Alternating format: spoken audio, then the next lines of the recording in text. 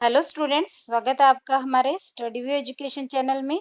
यदि आपने हमारे स्टडी व्यू एजुकेशन चैनल को अभी तक सब्सक्राइब नहीं किया है तो प्लीज सब्सक्राइब कर लीजिए, क्योंकि हम यहाँ अपने चैनल के ऊपर स्टेनो से रिलेटेड पूरा कोर्स है जो फ्री ऑफ कॉस्ट करवा रहे हैं और रोज नई नई डिक्टेशंस लाते रहते हैं। एक बात और मैं स्टूडेंट्स से कहना चाहूंगी कि स्टूडेंट्स अभी हाल ही में राजस्थान हाईकोर्ट स्टेनोग्राफर 2023 की जो वैकेंसी चल रही है, अभी उसके एग्जाम होने वाले हैं। तो जो उसका स्किल टेस्ट होगा वो पूरे स्किल के बारे में कि कैसे एफिशिएंसी एक्यूरेसी कैसे रहेगी, किस तरह से उस दिन एग्जाम होना है, किन किन बातों का विशेष ध्यान रखना है, उसके बारे में मैंने एक अलग से एक वीडियो बनाई है और उसका लिंक है जो डिस्क्रिप्शन बॉक्स में दिया है। तो आप वो वीडियो जरूर देखिएगा, जरूर सुनिएगा, ताकि एग्जाम देने से पहले आपके पास एग्जाम से रिलेटेड हर इंफॉर्मेशन होनी चाहिए। तो आज की जो डिक्टेशन रहेगी 80 वर्ड पर मिनट की स्पीड से। डिक्टेशन स्टार्ट होती है 5 सेकंड बाद। Ready, start. प्रत्युत्तरदाता सुभाष चंद्र अग्रवाल ने टाइम्स ऑफ इंडिया में छपी इस समाचार पर कि एक केंद्रीय मंत्री ने अपने एक न्यायिक निर्णय को प्रभावित करने के लिए अपने अधिवक्ता के माध्यम से मद्रास उच्च न्यायालय के एक न्यायाधीश से संपर्क किया था, उच्चतम न्यायालय के CPIO से संबंधित सूचना प्राप्त करने के लिए दिनांक 6/7/2009 को एक आवेदन किया, जिसे अस्वीकार कर दिया गया। विराम। पुनः इस अस्वीकृति की अपील भी 5/6/2009 को निरस्त कर दिया गया, किंतु पुनः केंद्रीय सूचना आयुक्त के समक्ष अपील पर CIC ने अपने आदेश दिनांक 24/11/2009 के द्वारा आदेशित किया कि आवेदक को सूचना प्रकट किया जाए और यह कि ऐसी सूचना देने से न्यायाधीश का कोई संवैधानिक परिस्थिति प्रभावित नहीं होगा। इसी आदेश के विरुद्ध CPIO ने उच्चतम न्यायालय में अपील प्रस्तुत किया। पैरा।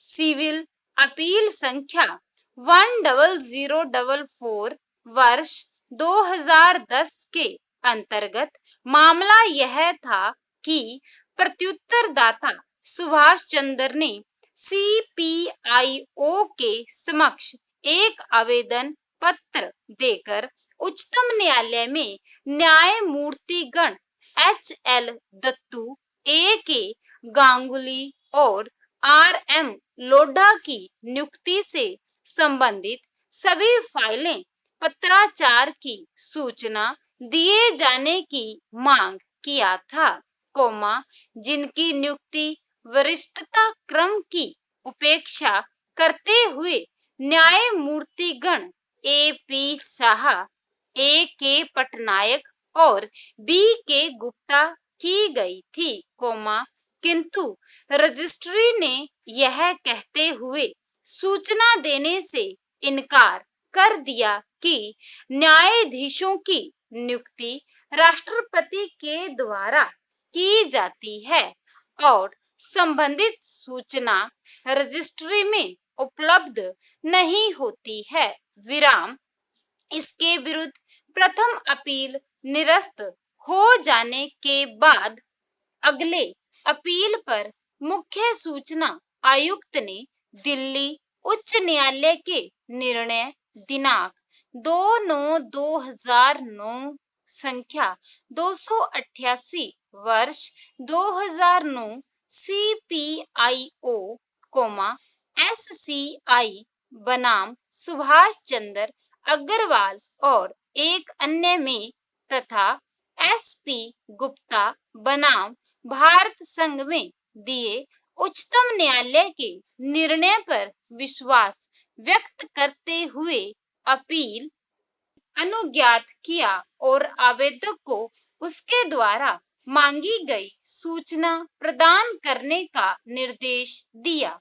इसी प्रकार अपील संख्या 2883 में भी प्रत्युत्तरदाता सुभाष चंद्र अग्रवाल ने विभिन्न राज्यों के मुख्य न्यायाधीशों को अपने संपत्तियों की गए न्यायाधीशों की घोषणा से संबंधित सूचना प्राप्त करने के लिए दिनांक 10/11/2007 को एक आवेदन CPIO के समक्ष प्रस्तुत किया था, वो मामला अंततः दिल्ली उच्च न्यायालय में पहुंचा, जिसमें उच्च न्यायालय ने रिट याचिका संख्या 288/2009 का निस्तारण करते हुए आदेश दिनांक 2/9/2009 के द्वारा मुख्य न्यायाधीश को लोक